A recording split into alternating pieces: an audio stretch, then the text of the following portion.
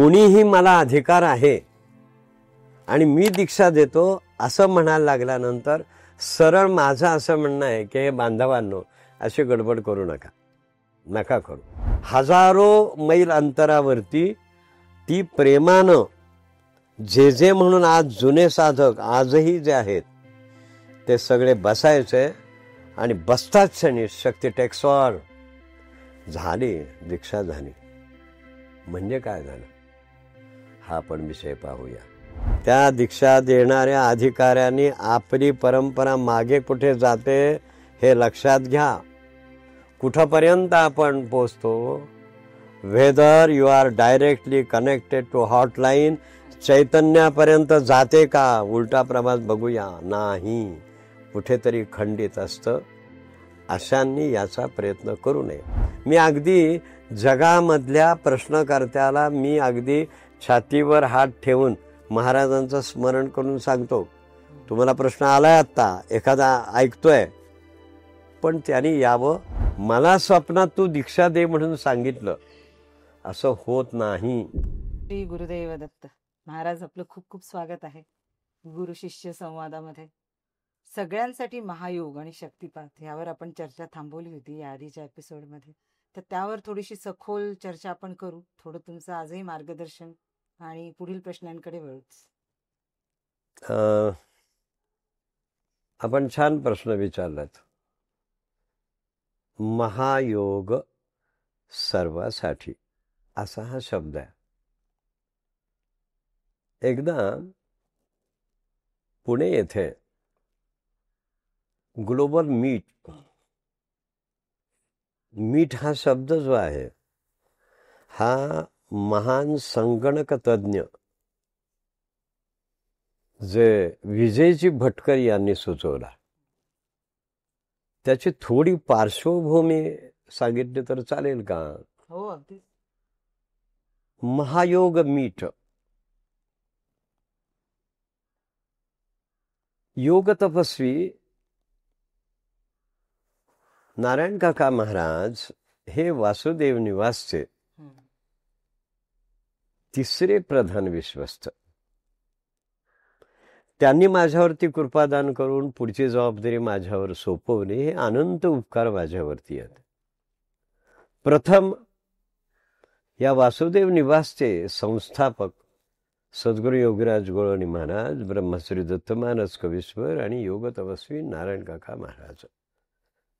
तेव्हा या काका महाराजांच्या मनामध्ये आपण सगळ्या जगामधल्या लोकांना एकत्र करूया असा विचार मांडला आणि त्यामध्ये वासुदेव निवासनं ही यजमानपद स्वीकारलं. न भूतो न भविष्यती 142 देशामधले प्रतिनिधी, देशातले म्हणजे आसे तू हिमाचल, कन्याकुमारी पासून हिमालयापर्यंत आणि हिमालयापासून पूर्व, पश्चिम, दक्षिण आणि मध्य, इथून तर अनेक साधक हितचिंतक हे उपस्थित राहिले. परंतु 142 देशांचं प्रतिनिधित्व या मीट म्हणजे या विश्वसंमेलनाला केलेलं आहे. आणि याचं अर्थात आदरणीय महासंगणक तज्ञ विजयजी भटकरांना आम्ही प्रमुख पाहुणे म्हणून नियुक्त केलं होतं. त्यांना खूप आनंद झाला. त्यावेळेस त्यांनी एक सुंदर विचार मांडला. ज्यावेळेस म्हणाले मी योग तपस्वी काका महाराज जिथे वासुदेव निवासमध्ये बसतात तिथे मी गेलो आणि मी प्रभावित झालो. आणि काका महाराजांच्या मुखामधून एक शब्द बाहेर पडला, तो हा महायोग सर्वासाठी. आणि विजयजी भटकर असं म्हणतात, अरे याच्यापेक्षा अजून काय युनिव्हर्सल काय पाहिजे. आता विश्वात्मके देवे हा सगळा विषय जगाला समजला पाहिजे. याच्यापेक्षा अजून संकल्पना कोणची चांगली असेल. म्हणून तो मला शब्द आवडला. आणि त्यावेळी त्या ग्लोबल मीटमध्ये एकच विषय सगळ्यांच्या मुखामध्ये होता, महायोग सर्वासाठी, महायोग सर्वासाठी, महायोग सर्वासाठी. हा इतिहास आहे, हे काल्पनिक नाही. परंतु याला एक जोड मी नेहमी देतो, म्हणजे स्वतः सगळे पूर्वसुरी जे आहेत तेच देतात, की जात धर्म पंथ भेद यामध्ये काहीही नाही, कास्ट क्रीड काहीही नाही. म्हणून भगवंतानी सांगितलंय की जो कोणी असेल त्याने माझ्याकडे यावं, किंवा त्याला हा अधिकार आहे. आपण चांगला शब्द वापरला होता, शाबास पठ. अरे वा, म्हणजे तुम्ही सजग आहात, मी कौतुक करतो तुमचं. उत्कंठ आहे प्रेक्षकांना. शाबास आणि पठ अजून कमेंट आहेत. मध्ये सांगतात की पुन्हा घ्या, आम्हाला पुन्हा ऐकायचं. कोरी पाटी काय शब्द आहे हो? अजून याच्यापेक्षा ऐशी कळवळ्याची झाली. संतांचा शब्द याच्यापेक्षा असूच शकत नाही. म्हणून सगळंच आलं त्यात सगळं कोरी झालं. पाटीमध्ये. बरोबर. आता पाटी कोरी, पण लिहिणारे कोण? सद्गुरू. शाबास. म्हणून सद्गुरूंच्या जवळ त्यांना शरण जाणं आणि त्यांना प्रार्थना करणं, साधना सत्संग सेवा या त्रिसूत्रीचा अवलंब करणं, आणि कृपाकूर्म दृष्टीनं सद्गुरू त्याच्यावरती कृपा कटाक्ष टाकतात. आणि तिथे परस्परम भावयंतः भूता परस्परे घडो मैत्र जीवांचे, असं एक जवळकीचं नातं तयार होतं. हो, काय सांगायचं हे तुम्हाला. आणि म्हणून तिथे कृपादानाला मूळ शब्द जो आहे तो दीक्षा असा शब्द आहे. हा तुमच्या मनामध्ये आलेला विचार आहे. दीक्षा म्हणजे काय ते आपण पाहू. चैतन्यम शाश्वतम शांतम व्योमातीतम निरंजनम नाद बिंदू कलातीतम तस्मै श्री गुरवे नमः. गुरुगीता हा पाठ आमच्याकडे नेहमी होता. त्या गुरुगीतेमध्ये गुरूंचं महत्व आहे.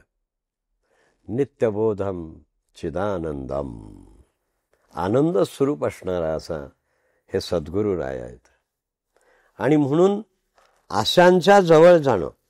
आता इथे अधिकार आणि अनधिकार असा एक विषय येतो. कदाचित तो प्रश्न असेल नसेल, मी त्याच्या बाबतीमध्ये मी काही आग्रह धरत नाही. हे कारण अधिकारी पुरुष कोण, सर्वसामान्य शाबास. ओळखायचं.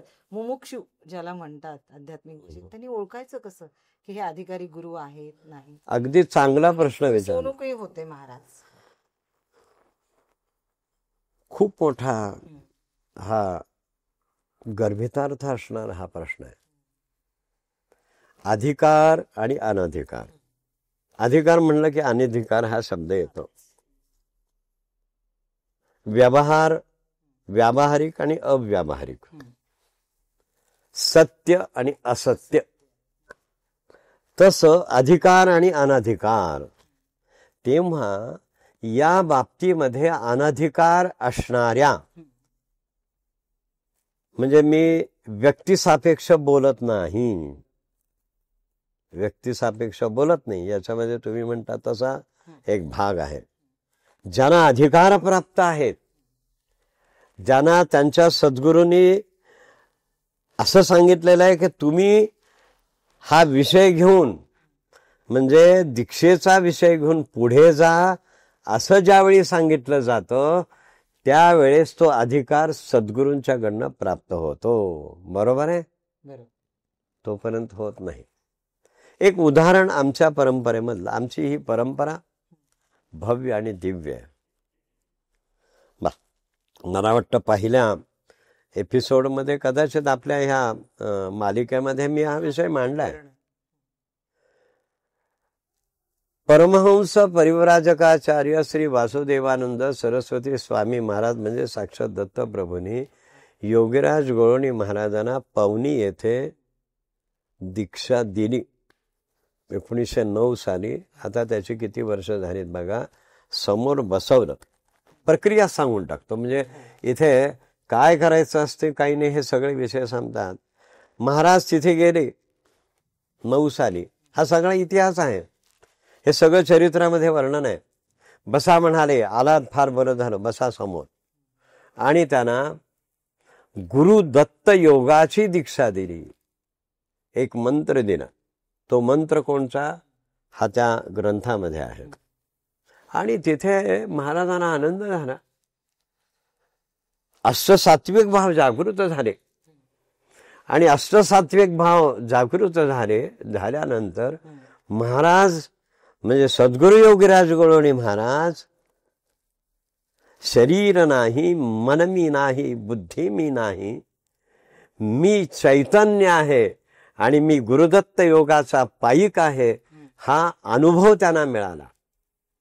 ते हे अनुभवामृत. आता इथे हा विषय पूर्ण झाला.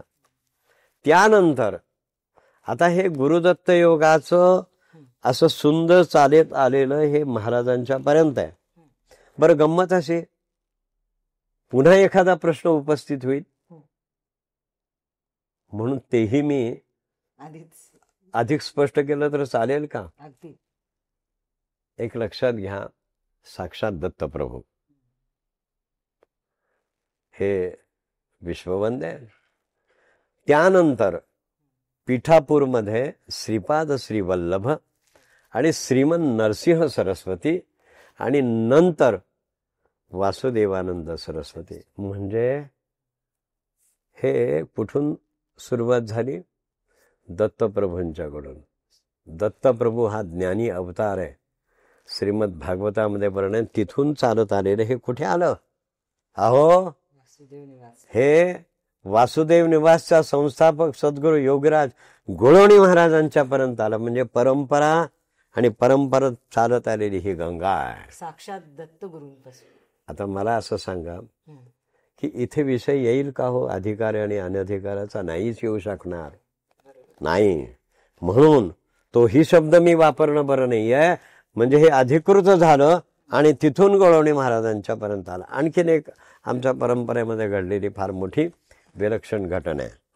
हा विषय झाला. महाराजांचं कार्य सुरू झालं. महाराजांच्या आज्ञेप्रमाणे त्यांनी प्रचंड वाङ्मय जे आहे हे सगळं गुरुदत्त योगाचं सगळं प्रसिद्ध केलं गेलं. आता दुसरा एक जो विषय तो मगाशी जो आपण म्हणाला शक्तिपात, महायोग, सिद्धयोग, मग याची दीक्षा बंगाली स्वामी परमहंस परिव्राजकाचार्य लोकनाथ तीर्थ स्वामी महाराजांच्याकडनं ही जी घेतली ती हुशंगाबादमध्ये, आणि हुशंगाबादमध्ये ती गुरुद्वादशी होती. आता एक प्रसंग असा आहे, प्रतिवर्षी स्वामी महाराजांच्या सांगण्याप्रमाणे गुरुद्वादशीला स्वतः महाराज जात असत. पण नेमकं त्या दिवशी महाराज, आता तो आहे, मी खूप वेळ जाईल त्याच्यामध्ये, महाराज हुशंगाबादला गेले. श्री क्षेत्र द्वादशी म्हणजे बार्शीवरून तिथे गेले आणि तिथे बंगाली स्वामी लोकनाथ तीर्थ स्वामी महाराजांच्या तिथे त्यांच्यावरती कृपादान झालं. ते शक्तिपाताचं महायोगाची दीक्षा तिथे दिली गेली. मगाशी आपण म्हणाला की आपण दक्षिणेकडे आणि उत्तरेकडे जो विषय झाला, तर कसं असतं, आता इथे दत्तप्रभूंच्या पासून चालत आलेला हा प्रवास सांगितला, पण एक फार महत्वाचा भाग आहे तो चरित्रामध्ये आहे. स्वामी महाराज हे बंगाली स्वामी, काली मातेचे ढाक्याचे पुजारी, आणि तिथून ते विनिटिया, मदारीपूर, कलकत्ता आणि बिनोटिया वगैरे या गावामधून एका हिमालयामध्ये 2 वर्ष टिहरीच्या जंगलामध्ये तपश्चर्या केली. कुणी? लोकनाथ तीर्थ स्वामी महाराज. आता फार हे शांतपणानं सगळेजण ऐका, मायबापानो, फार वेगळं घडलं. टिहरीच्या जंगलात एकांतामध्ये तिथून ते बाहेर पडले आणि बाहेर पडताच क्षणी दक्षिण की ओर चलो असा संदेश भगवतीचा आला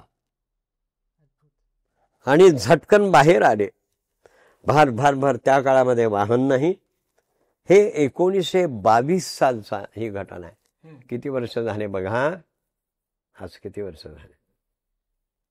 आणि त्याच्या अगोदरची ही घटना म्हणजे 1920 आणि त्यावेळी पायी प्रवास करीत करीत करीत करीत पुढे तो प्रसंग मागे झालेला आहे.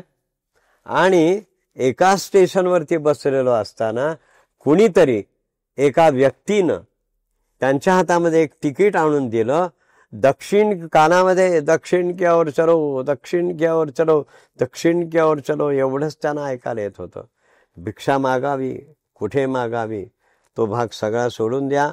आणि त्यांच्या हातामध्ये तिकीट पडलं ते नर्मदेच्या किनारी हुशंगाबादमध्ये. आता त्याचं नाव बदललंय. आणि तिथे स्वामीजी आले आणि तिथे योगीराज गोळवणी महाराजांची तिथे भेट झाली. म्हणजे साक्षात दत्तप्रभूं चालत असलेली ही परंपरा, गुरुदत्त योगाची परंपरा. आणि इकडून शक्तिपात योग, महायोग, कुंडलिनी योग आणि सिद्ध योग असं योगीराज गोळवणी महाराजांना जे मिळालं ते लोकनाथ तीर्थ स्वामी महाराजांच्याकडून. पण कुणामुळे? साक्षात भगवतीचा आदेश. विषय पूर्ण झाला. अहो हे इथे चैतन्य बोलत असतं. मला कोणीतरी सांगितलं दीक्षा द्या असं नाहीये. ह्याचं महत्व थोडासा इंग्रजी शब्द वाचतो सांगतो, ग्रॅव्हिटी ही लक्षात घेतली पाहिजे. जे विचारणारच होते ते मी विचारणारच होते. तुम्ही म्हणालात की दीक्षा कुणी घ्यावी. शाबास. दीक्षा कुणी घ्यावी हा प्रश्न फार येतोय मला प्रेक्षकांकडनंही आला की शक्तिपाताची दीक्षा कुणाला मिळू शकते, सगळ्यांनाच देतात का सद्गुरू. तर तो एक फार मोठा प्रश्न पडलाय सगळ्या साधकांना की सगळेच घेऊ शकतात का. अगदी अगदी. आता साधकाची काय असावी उच्चतम मानसिक परिस्थिती किंवा म्हणा किंवा साधनेची काय असतात. अगदी बरोबर आहे. म्हणजे आता आपण या भूमिकेला निश्चित झालो का नाही म्हणजे प्रेक्षक ऐकतायत.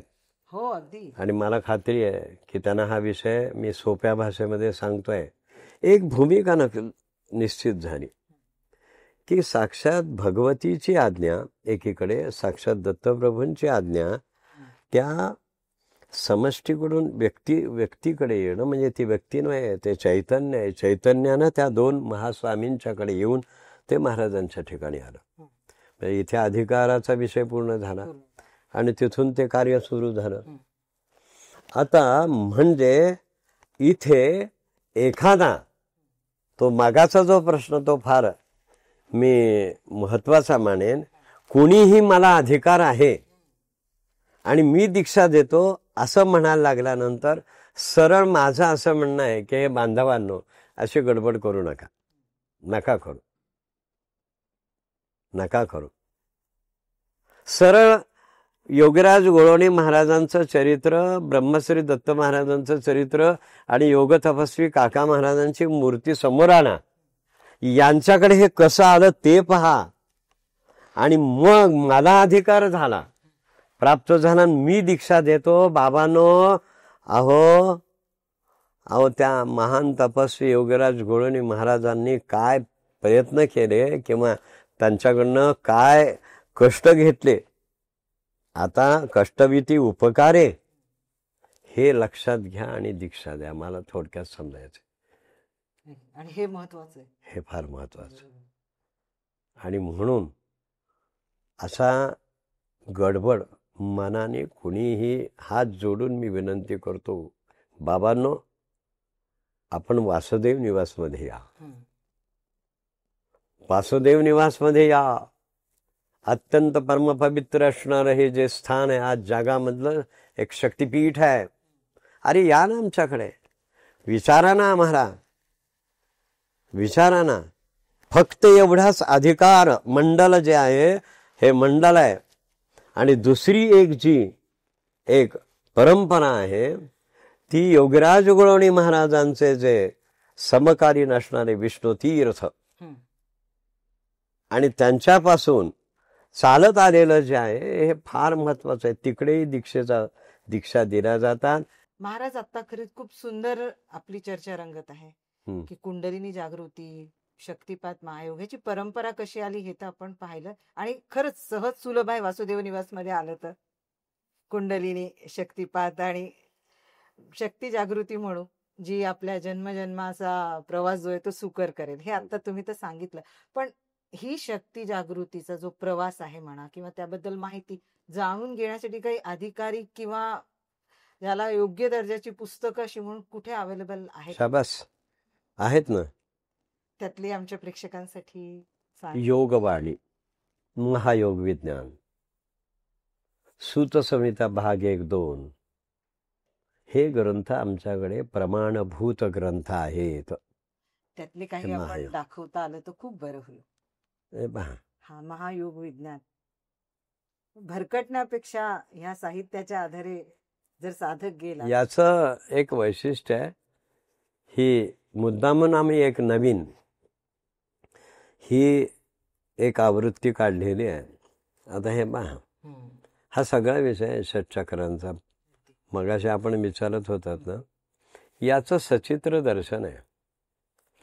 1932 सालच्या एका अंकामध्ये, कल्याण मासिकाच्या एका अंकामध्ये योगीराज गोळवणी महाराजांचा उल्लेख झाला आणि त्या आधारानं हा प्रमाणभूत ग्रंथ याचं मराठी भाषांतर योगीराज गोळवणी महाराजांनी केलेला आहे. हा एक ग्रंथ.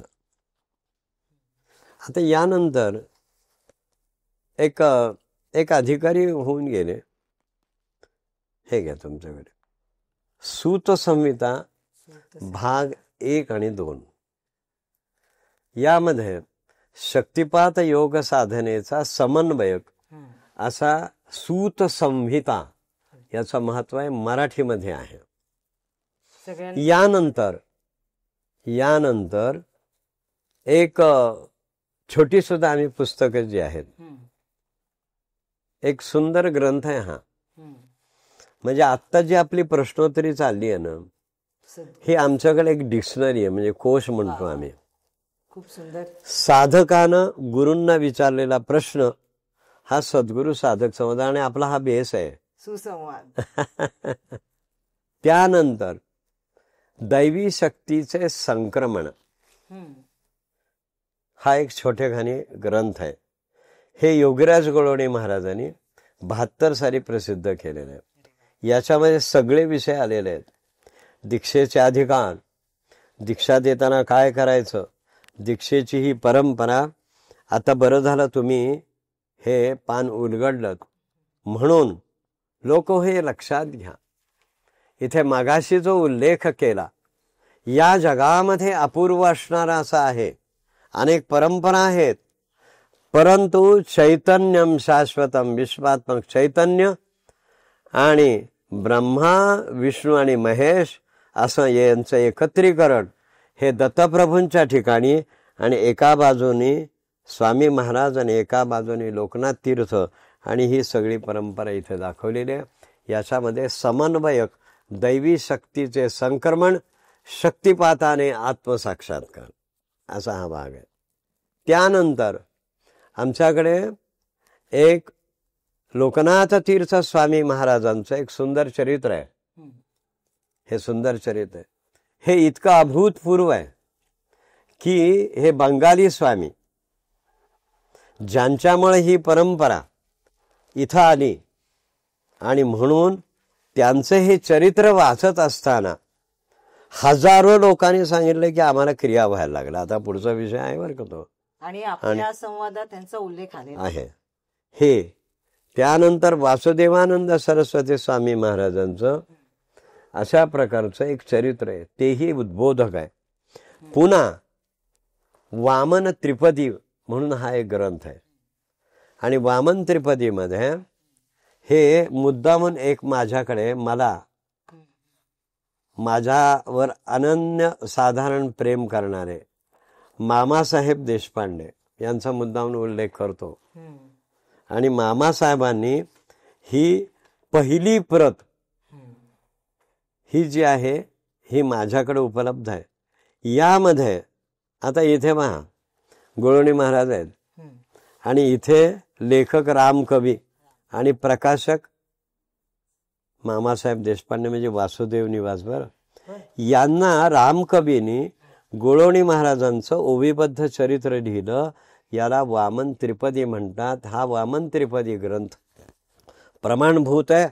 त्यामध्ये समग्र चरित्र आहे आणि त्यामध्ये हा सगळा विषय मांडलाय. असा सगळा भाग आहे. आणि ह्या ग्रंथाच्या थ्रू जर गेलं तर साधकांना फार सोपं होईल. सप्रेम आशीर्वाद विशेष कधीतरी मी टाकेन तुम्हाला. या सप्रेम आशीर्वाद विशेष मध्ये मगाशी जो तुम्ही प्रश्न केलात, अधिकार आणि अधिकार, दीक्षा, कृपादान झाल्यानंतर साधकाने जे आपले अनुभव कळवले त्याचा एकत्रित ग्रंथ म्हणजे सप्रेम आशीर्वाद विशेष.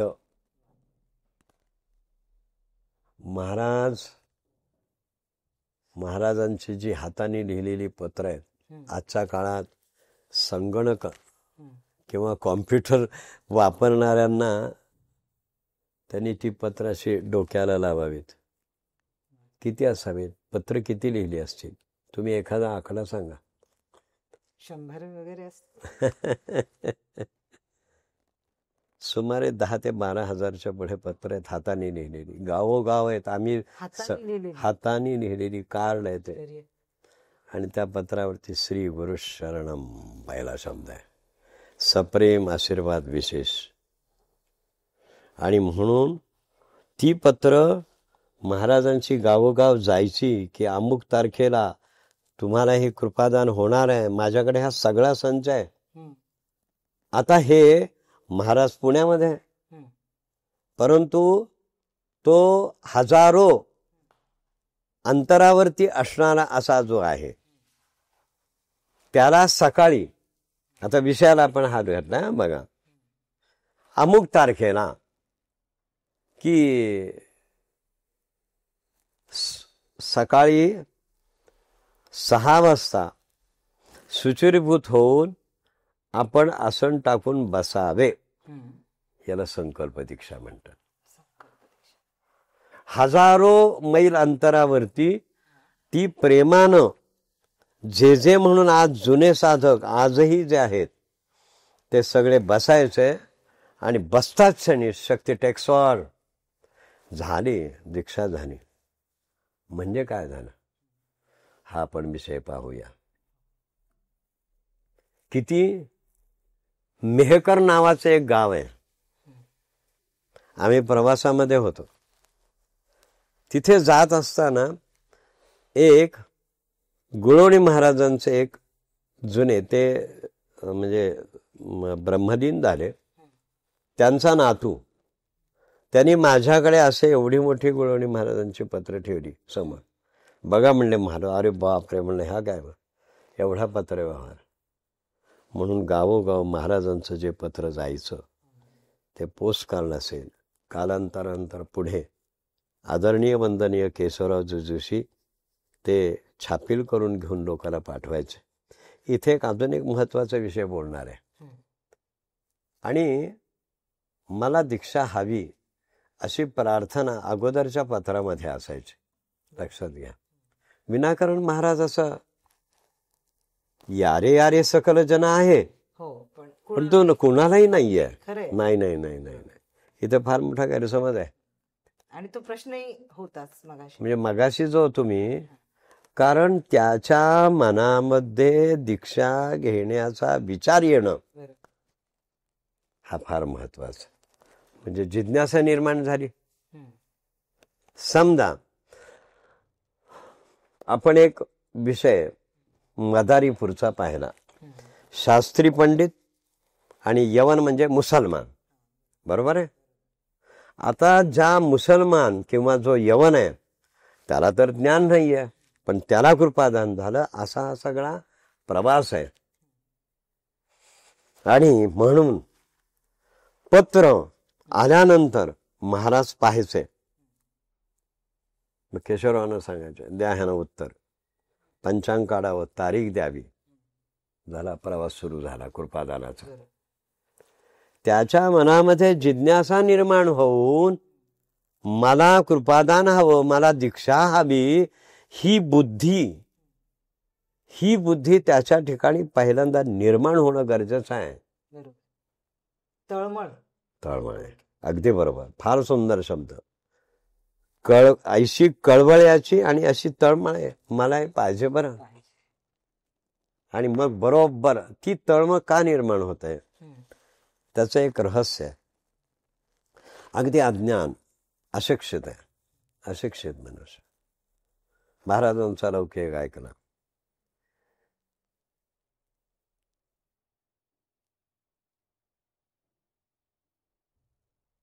एक दोन पत्र आहेत. तुकाराम कोल्हापूरचा एक गिरणी कामगार, महादेव आणि तुकाराम, त्या दोघांची पत्र साधकांनी वाचावीत, ती माझ्या संग्रही आहेत.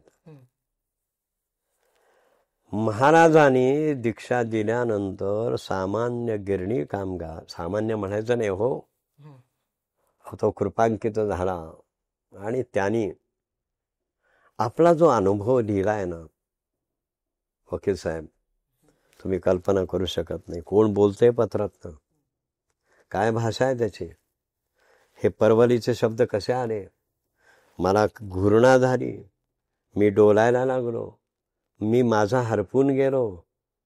हे कोण, ज्याला गंध अक्षर ज्ञान नाही असं मी म्हणेन.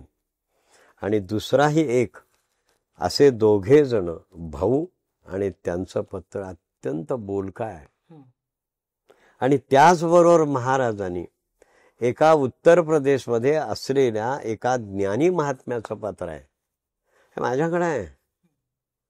आता तिथे महाराज त्या पत्रामधून असं सूचित करतात, एकीकडे विद्वत्तापूर्ण असलेलं ज्ञान असलेला एक महात्मा, आणि जो सामान्य या गिरणीमध्ये काम करणारा असा जो आहे तोही महात्मा, कारण कृपांकित झाला हो. त्यांचे तिघांचे अनुभव ज्यावेळेस आपण समोर घेतो ना पत्र, अहो मला मागा ते पत्र, मी त्यांच्याच हस्ताक्षरातली पाठवून देईन. आमच्या सप्रेम आशीर्वादमध्ये आहेत, काही आहेत आणि काही नाही. जरूर पाठवा, ज्याला जिज्ञासा आहे ना त्यांनी माझ्याकडे, आम्ही ती समोर मूळ पत्र ठेवेत, काल्पनिक नाही आहे. तुमच्याकडे एक शब्द वापरला जातो, ऑथेंटिक. काय म्हणतात, काय म्हणतात, ऑथेंटिक. तू तिकडे नका जाऊ. नाही, हा चमत्कारच आहे महाराज, की अशिक्षित असून सुद्धा सुंदर पत्र. हे कोण आहे, गुरुकृपाच आहे. अहो हे कोण आहे मला सांग, हे सामान्य नाही आहे. हा जो महात्मा कितीही दूर अंतरावरून शक्ती संक्रमण करतो, तो प्रत्यक्ष परमेश्वराचा अवतार असतो, असं स्वामी विवेकानंद सांगतात. तुम्ही रामकृष्ण परमहंस आणि स्वामी विवेकानंदांचं चरित्रामधले प्रसंग पहा. त्यानंतर दक्षिणमध्ये एक फार मोठे महात्मा रमण महर्षी, हे गोळवणी महाराजांना ओळखणारे होते. तेव्हा रमण महर्षींचा असा शब्द आहे या शक्तिपाताच्या संदर्भामध्ये, की ही तेजस्वी विद्या आहे, तेजस्वी, आणि ते देणारे अधिकारी या जगामध्ये एकमेव म्हणजे गोळवणी महाराज आहेत, आणि त्यांच्या पुढची ही परंपरा आहे, अन्य कोणीही नाही. स्पष्ट सांगितलंय, स्पष्ट सांगितलंय. आणि तो चरित्रामध्ये उल्लेख आहे. जीवनगंगा भाग 1, जीवनगंगा भाग 2, जीवनगंगा भाग 3, जीवनगंगा भाग 4. अजून काय पाहिजे. रमण महर्षींच्या सारखा महात्मा असं म्हणतात कि वो याने योगीराज गोळवणी महाराज जो दीक्षा देते हैं वो हमारे बस की बात नहीं है. आम्हाला जमत नाही, पण त्यांना जमतं. विषय पूर्ण झाला. महाराज, खूप दरवेळेसारखा हा पण सुंदर संवाद आपला रंगत चाललाय, आणि शक्तिपाताच्या अगदी टप्पे आपण आपल्या संवादातनं उलगडतोय. आता तर अगदी आजचा महत्वाचा टप्पा आहे, आणि प्रेक्षकांचे बरेच प्रश्न मला येत आहेत. शक्तिपात झाला, कुंडलिनी जागृत झाली सद्गुरूंकडून, त्यांनी लक्षणं कशी स्वतःमध्ये ओळखायची, माझी कुंडलिनी जागृत झाली, हा फार महत्वाचा आणि सगळ्या बऱ्याच लोकांना पडलेला प्रश्न आहे. प्रश्न फार सुंदर आहे. प्रश्न फार सुंदर आहे. दीक्षा 2 अक्षर आहेत. हम्म. याची व्याख्या आपण पाहूया. मूळ जायचं. दीयते क्षालनार्थम. क्षालन करण्याकरता दीयते म्हणजे दिले जाते. क्षालन म्हणजे काय? धुणे आपण असं म्हणतो. एखादं हे वस्त्र हे धुणं. आता सगळे महात्मा फार महान होऊन गेले. हा शब्दशः व्याकरणशास्त्रज्ञांनी दिलेली ही व्याख्या दीक्षा या शब्दाची. दीक्षा शब्दाचे दीक्षेचे प्रकार पुढे पाहू. पण दिव्यते दिव्यते दीयते आणि दिव्यते एवढाच बदल कुणी केला? शिवमतीर्थ स्वामी महाराजांनी. दीक्षा झाल्यानंतर तो घरामध्ये आहे. कल्पना करा, महाराज ज्या ठिकाणी आहेत तिथे आहे. सकाळी 6च्या वेळी प्रक्रिया सुरू झाली. संकल्प दीक्षा मुहूर्त दिला गेला आणि मुहूर्त दिल्यानंतर संकल्प दीक्षेचे काही प्रकार वगैरे आहेत ते नंतर पाहू. आणि पंचपंच उषक्काराला महाराज बसायचे. आजही तीच परिस्थिती आहे. आजही आम्ही ती विशिष्ट दिवस दिला जातो. त्यांच्याकडनं एक प्रार्थनापत्र घेतलं जातं. पूर्वी महाराजांना पत्र द्यायचे आणि ते पत्र आल्यानंतर तारीख असा प्रवास आहे. तसं प्रार्थनापत्र दिल्यानंतर त्याला काय होतं? कळवलं जातं की अमुक तारखेला बसा. संकल्प सुरू झाला पहाटे 2:45 वाजल्यापासून.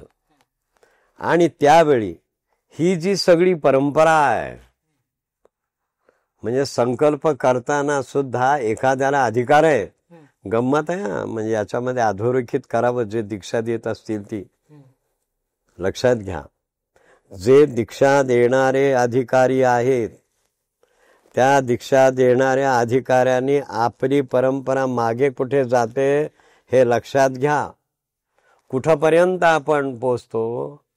Weather you are directly connected to hotline, चैतन्यापर्यंत जाते का? उलटा प्रवास बघूया. नाही, कुठेतरी खंडित असतं. अशांनी याचा प्रयत्न करू नये. आता पुढे जाऊया. आणि त्यानंतर तो तिथे आहे. पण त्याला मगाशी जी 2 उदाहरणं दिली, जी एक गिरणी कामगार त्याला क्रिया झाल्या, तेव्हा सप्रेम आशीर्वाद विशेष यामध्ये गुरुदेव एका पत्राचा उल्लेख करतात की साधकानं आपली दीक्षा घेतल्यानंतर अगदी अंडरलाईन करून बघा, आपली प्रगती किंवा मला काय अनुभव आला. तर महाराज असं सांगतात की बाबांनो, एका पत्राला एका साधकाला दिलेलं उत्तर आहे. तू बसलास? हो. प्रेमान आहे. 2 तास 3 तास पहिल्यांदा ह्या अंडरलाईन. मग त्यावेळी तुला आपणाला असा अनुभव आला. तो देवतांचं दर्शन होतं, संतांचं दर्शन होतं, नाद ऐकायला येतो आणि सुगंध येतो. इथे हे प्राथमिक स्तरावरचे अनुभव हे येतात देवाद. हां. आणि त्यावेळी समजावं की तुम्हाला कृपादानानं हे दीक्षेच्या दिवशी संकल्प दीक्षेनं प्राप्त झालेलं हे कृपादान आणि त्यावेळेसचे हे प्राथमिक स्तरावरचे अनुभव आहेत. महाराज पुढे असं म्हणतात, साधक फार मोठे हुशार असतात. मला पत्र घेऊन आले. ते मी सप्रेम आशीर्वाद मधलं पत्र मी त्यांना सांगितलं, बघा 61 पत्र आहे. महाराज म्हणाले, हे सगळं झालं हो. पुढे काय? बघा हा साधक आहे आता जिज्ञास आहे. मी म्हणलं खालचं वाक्य वाच. खालचं महाराजांनी वाक्य लिहिलंय. काय म्हणतात महाराज की साधना उत्साहाने चालू ठेवावी. बरोबर. इथे मोठी गडबड आहे. आरंभशूर. नाही, अरे बापरे, मी असं म्हणणार नाही हो. बिचारे मला म्हणते ते तुम्ही बरोबर शब्द वापरला, तुम्ही शब्द वापरला म्हणून बरं. असते ती अगदी. नाही महाराज, मला असाच प्रश्न होता त्याचा. मला देवता दर्शन झालं, आता मी साधना सोडली. म्हणा आता तू ठरव, पण खालचं वाक्य वाचून मग ठरव. उत्साहाने चैतन्याच्या मार्गावर करिता चाल. उत्साहाने साधन चालू ठेवावे. कुठपर्यंत? या देहाची जो श्वासनश्वास आहे हा जोपर्यंत चालू असेल तोपर्यंत साधना चालू ठेवायचे. नाही बसायला येत नाही, मान्य, कोचवर बसा. साधनेचे संकेत म्हणून आमचा ग्रंथ आहे. तेव्हा त्यामध्ये महाराजांनी नियमावली दिलेली आहे. वय वर्ष 60, वय वर्ष 70, वय वर्ष 90, वय वर्ष 99. तुम्हाला मी सांगतो, म्हणजे आज ती माऊली आज नाही आहे.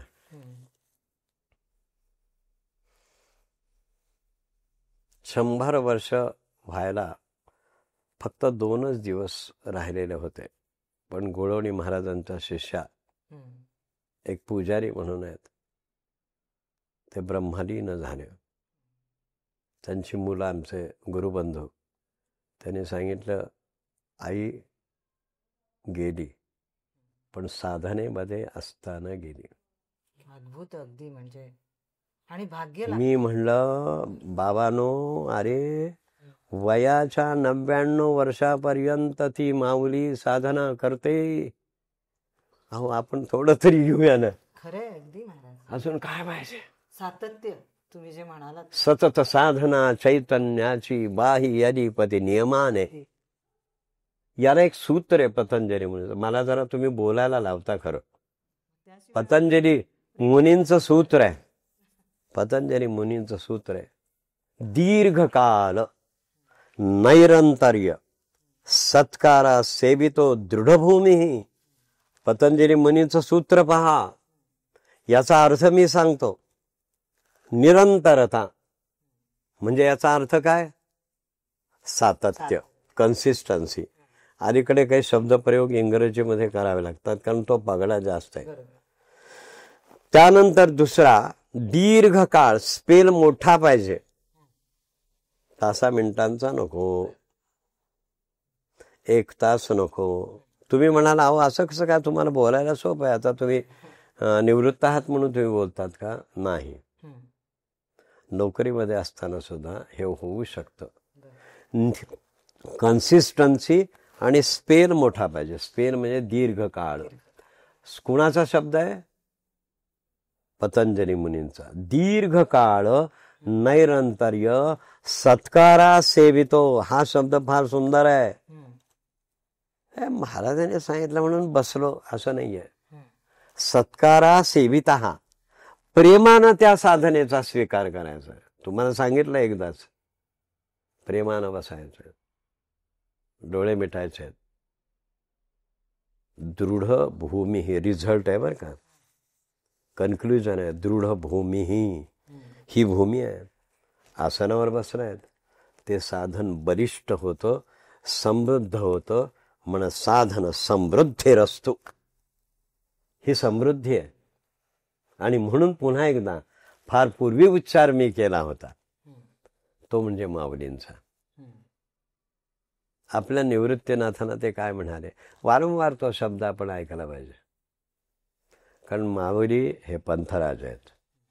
म्हणून आमच्या मुखपत्राचं नाव हे पंथराज आहे. म्हणून माऊली असं म्हणते, बाबांनो ऐका. निवृत्तीनाथांनी त्यांना दीक्षा दिली, ती स्पर्श दीक्षा. डोक्यावर हात ठेवला बघा, आता तुम्ही म्हणाल की तुम्ही स्पर्श नाही संकल्प दीक्षा सांगतो. हो. आहेत प्रकार. स्पर्श आहे, दृष्टी आहे, संकल्प. नाम जप आहे म्हणजे शब्द दीक्षा आणि संकल्प दीक्षा, ते आमच्याकडे चालू आहे. आता निवृत्तीनाथ आणि माऊली एक व्हिज्युअलाइज करूया. आणि त्यांनी डोक्यावरती हात ठेवला. हात ठेवताच क्षणी त्यांना तो अनुभव आला. तुम्ही मगाशी अनुभवाचा शब्द उच्चारला, तो अजून ह्याच्यापेक्षा अनुभव काय हा विषय आपला झाला आहे. बरोबर. काय म्हणाले माऊली? आगा श्री निवृत्तीराया. पुन्हा पुन्हा हे रिपीट करणं, कारण का हा प्रश्नकर्त्याला प्रश्न निर्माण होऊ नये असं आपलं चिंतन आहे, हे लक्षात घ्या. आगा श्री निवृत्तीराया. अहो माऊली काय केलं तो तुम्ही? हातातली सुखविले तू या डोक्यावरती हात ठेवलात आणि आम्हाला सुख दिलं. तेची निवांतचे मिया भोगावे ते ज्ञानदेव म्हणे श्रीमंत ते अनुभवामृत. अनुभव रूपी अमृत मला दिलं आणि मी श्रीमंत झालो. श्रीमंतीची व्याख्या ही माऊलींनी वर्णन करावी. श्रीमंती सद्गुरूंनीच द्यावी.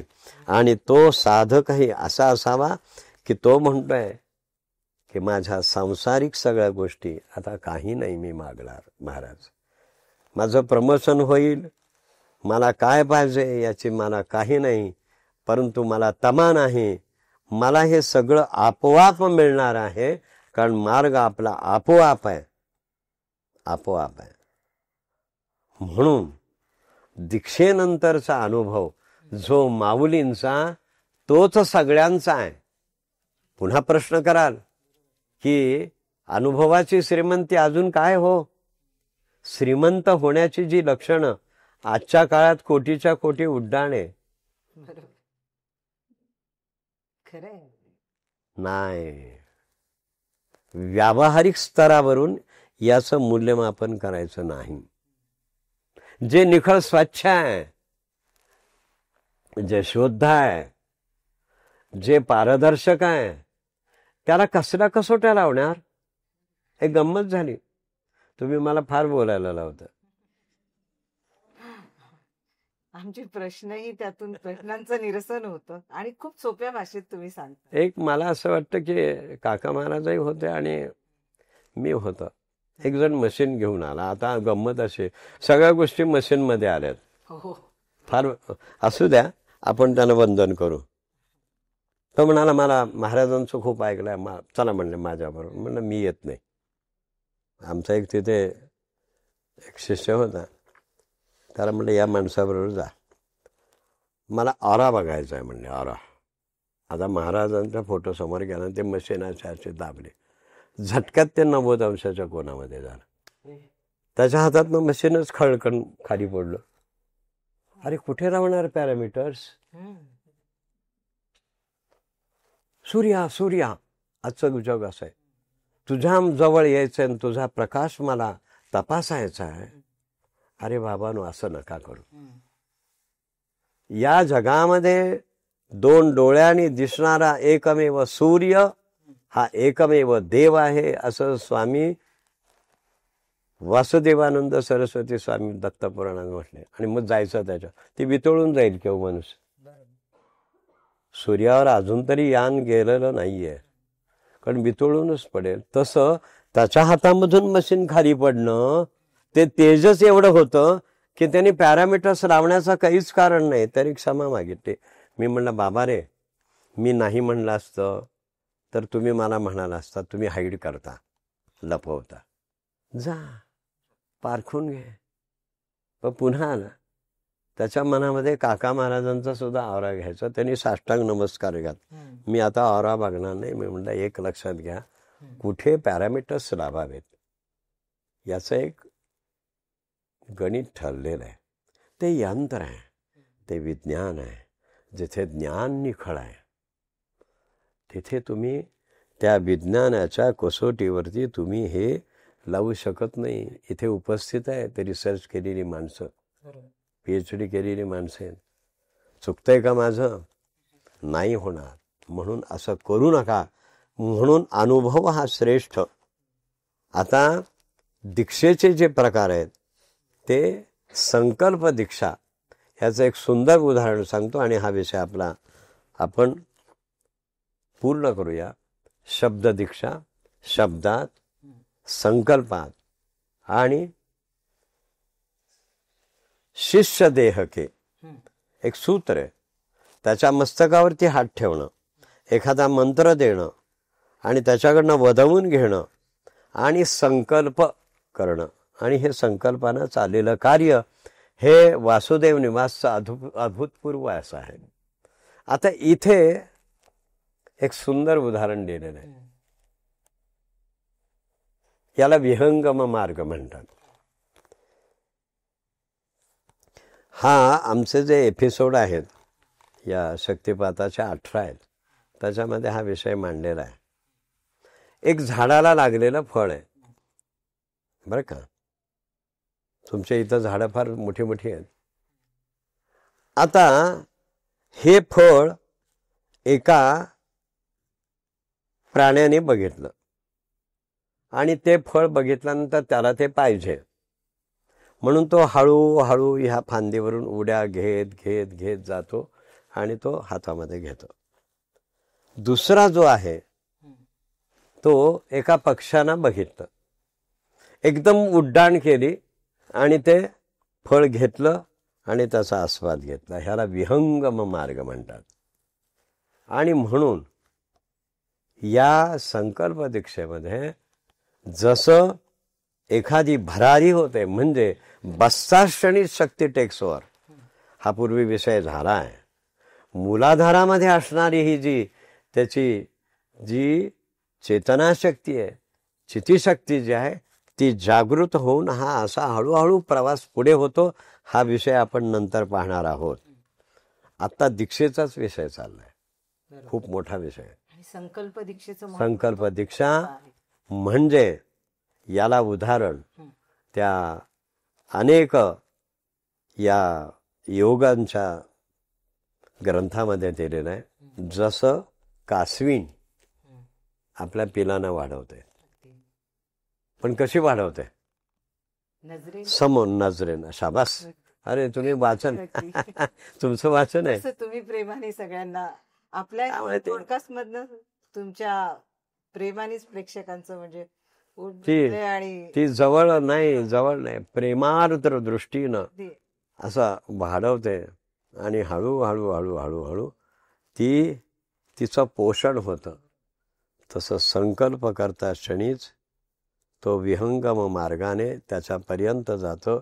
शक्तीचं जागरण होऊन पुढे ती मूलाधारामध्ये असणारी कुंडलिनी, तिचा प्रवास कसा हे आपण पुढे पाहूया.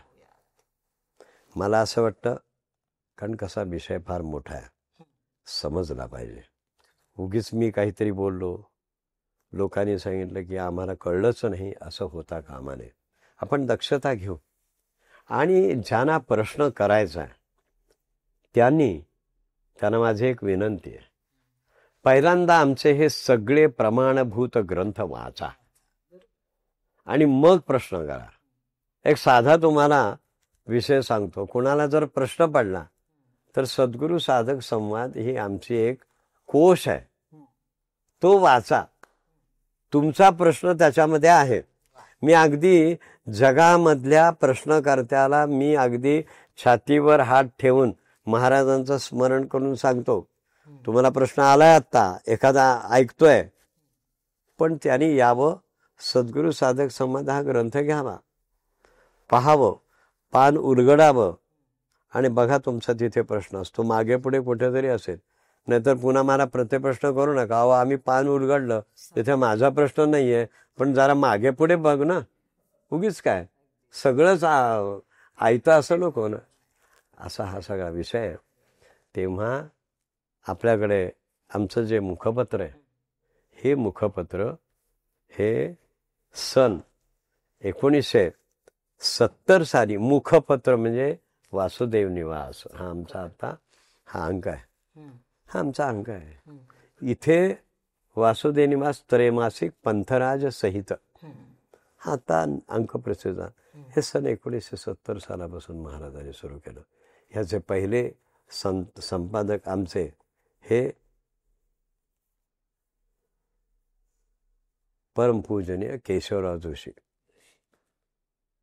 त्यांनाही दीक्षा महाराजांची आणि मलाही महाराजांची दीक्षा मला लहानपणी झाली. आणि पहिला अंक महाराजांच्या सांगण्यानुसार त्यांनी तो प्रसिद्ध केला. हे सगळे अंक आज आमच्याकडे आहेत. आणि वर्षामधून 4 अंक प्रसिद्ध केले जातात. आणि हे कधी कधी ह्याचा हा आजचा विषय नाही, परंतु जुने अंक पहा, त्यामध्ये शक्तिपात योग रहस्य हे सगळं अत्यंत सविस्तररित्या वर्णन केलेलं. एक दफे जागृत हुई कुंडलिनी शक्ती परशिव में प्रवेश किए बिना नहीं रहती, असं एका महान वाक्य जे आहे. भारतीय संस्कृती आणि साधना असा हा जवळजवळ कमीत कमी 1500 ते 2000 पानांचा हा ग्रंथ आहे. तो महामहोपाध्याय एक फार मोठे काशीचे विद्वान होऊन गेले, त्यांचा हा ग्रंथ आहे. भारतीय संस्कृती आणि साधना असे खंड आहेत मोठे. त्यामध्ये सगळा हा विस्ताराने आहे. आणि म्हणून सन 37 सालचा कल्याण मासिकाचा अंक हा भारतीय संस्कृती आणि साधना आणि शिवाय योगदर्शन पतंजली मुनींचं योगसूत्र हे त्या सूत्रांना आहे. त्यानंतर योग तारावली हा जगद्गुरु शंकराचार्यांचा ग्रंथ आहे, एक स्तोत्र आहे. योग तारावली तर फार सुंदर आहे. मी बोलायला लागलो तर सगळे योगाचे सगळे षटचक्र निरूपण असा एक ग्रंथ आहे. योगदर्शन, योग तारावली हे सगळे प्रमाणभूत ग्रंथ आहेत. इतकं वाङ्मय आहे. हे सगळं एकत्र करण्याचं कार्य महान वासुदेव निवासनी केलेलं आहे. स्वतंत्र ग्रंथामध्ये तुम्हाला उपलब्ध होईल. बनारस हिंदू विश्वविद्यालयामध्ये काशीला जा. काही ग्रंथ मला अगदी अभिमानानं सांगायला वाटतं, नेपाळच्या लायब्ररीमध्ये आहेत आज. ते अजून भारतामध्ये आलेले नाही आहेत. हे खंड आहेत. आणि या खंडामध्ये हा विचार मला आठवण करा की अप्रकाशित वाङ्मय नेपाळच्या ज्या लायब्ररीमध्ये आहे हे कसं आहे हे मला एकदा सांगा. असो योग तारावली असं हे एक स्तोत्र आहे. या स्तोत्रामध्ये आदि शंकराचार्य एकच शब्द प्रयोग करतात या शक्तिपाताच्या संदर्भात. तो असा की सर्वासु नाडीषु विशोधितासु. साधक बसतो, मगाचा प्रश्न, सर्वांचे प्रश्न, आणि हे उत्तर योग तारावलीमध्ये आहे. साधक बसतात क्षणीच मूलाधारामधून असणारे. आता हे मी सांगत असताना अनेक जणांना या ठिकाणी क्रिया होतील एवढा विश्वास आहे. आणि ती मूलाधारामधून शक्ती जसजशी वर जाते 72,000 नाड्यामधून संचार करते. 72,000 एकावी जी सुषुम्ना आहे आणि त्याच्यामधून हा प्रवास सगळा सुरू होतो. सर्वासु नाडीषु विशोधितासु. सर्व नाड्यामधून काय म्हणतात जगद्गुरु? सर्वासु नाडीषु विशोधितासु. सगळ्या नाड्यामधून तो शक्तीचा प्रवाह हा सर्वत्र जायला लागतो आणि तिथे अनुभूती एकच येते, मी चैतन्य आहे. नमस्कार. अद्भुत, खूप सुंदर महाराज. हे सगळे ग्रंथ आहेत. संदर्भ ग्रंथांची यादी आमच्याकडे आहे. जरूर पहा. काल्पनिक नाही, वास्तव आहे. असे तेव्हा काही अलीकडे स्वयंघोषित असं मी म्हणू नये की मला शक्तिपाताचं मला दीक्षा दिली, पत्रानं दीक्षा झाली, किंवा दीक्षाधिकार दिले, असं काहीतरी असू दे. भाबडा भाव आहे, आपण तो स्वीकारावा. पण अधिकारी आणि अनधिकारी म्हणून मला स्वप्नामध्ये, मागे हा विषय मी बोललोय, मला स्वप्नात तू दीक्षा दे म्हणून सांगितलं, असं होत नाही. प्रत्यक्ष ज्याला, म्हणजे ज्या महात्म्याचं शरीर आहे तो आहे, त्याने असा अधिकार द्यायला पाहिजे की हा तुला अधिकार दिला तर ते खरं. माझ्याकडे ग्रहस्थ आले, ते म्हणजे मला स्वप्नात दीक्षा द्यायला सांगितलं. म्हणलं मी तुम्हाला नमस्कार करतो. मग त्यांना शक्तिपात प्रश्नोत्तरी हा संदर्भ ग्रंथ दाखवला, शिवतीर्थांचा. म्हटलं बाबा रे, यामध्ये काय सांगितलंय हे तू पहा. उद्या तू मला नावं ठेवशील, मला एवढं महाराजांनी सांगितलं तुम्ही काय नाही म्हणता. नाही. शक्तिपात प्रश्नोत्तरी मधला पृष्ठ क्रमांक काहीतरी आहे, त्यावर त्या महात्म्याने कशा प्रकारचा अधिकार प्राप्त होतो हे लिहिलेलं आहे. साधनेचे संकेत म्हणून जे आहे त्यामध्ये आम्ही हा विषय मांडलाय, असा विषय मांडलाय. काही जण म्हणजे खरं तर म्हटलं म्हणजे आता हा सगळा प्रवास पुढचा आहे. दीक्षा देतात, पण कुणाला दीक्षा द्यावी असा जो सगळा विषय तो आपण पुढे पाहूया. झेपलं पाहिजे ना ऐकणाऱ्याला. साधनेचे संकेत योगीराज गोळवणे महाराजांचं. आणि मुळामध्ये मी काय म्हणतो, आपण या सगळ्या गोष्टीवरती कितीही जरी आपण चर्चा केली तरी नाही, यामध्ये हा ग्रंथ आहे. या ग्रंथाच्या शेवटी महायोग साधन हे करावयाचे नाही तर होण्याचे आहे, आणि दीक्षा अथवा ज्ञान हा सांगण्याचा असून हा अनुभवण्याचा आहे. अनुभूती ही सगळ्यात महत्त्वाची. म्हणून हे श्रोते हो, हा विषय हा अनुभवण्याचा आहे. किती जरी चर्चा केली तरी त्याला प्रतिप्रश्न येणार, पण प्रतिप्रश्न करत बसण्यापेक्षा एक सगळ्यांना मी एक संदेश देऊ का तुमच्या परवानगीने? चालेल. प्रेक्षकांना तुम्ही एक काम करा, प्रतिप्रश्न विचारत बसू नका. सोपा मार्ग आहे. आपण म्हणाल का माझ्या पाठीमागे? हो, जरूर. स्वस्थ बसा, डोळे मिटा, पाहत राहा. ही आमच्याकडची त्रिसूत्री हो. अनुभूती नाही, स्वस्थ बसायचं आहे, डोळे मिटायचे आणि स्वस्थ बसा, डोळे मिटा आणि पाहत राहा. अंतरंगामध्ये पाहत राहा. हा अभ्यास आहे. मग पुढे दीक्षेचा विचार करू. हा 40 दिवसापर्यंत तुम्ही हा प्रवास करत आला. अभ्यास कशाला प्रश्न विचारताय?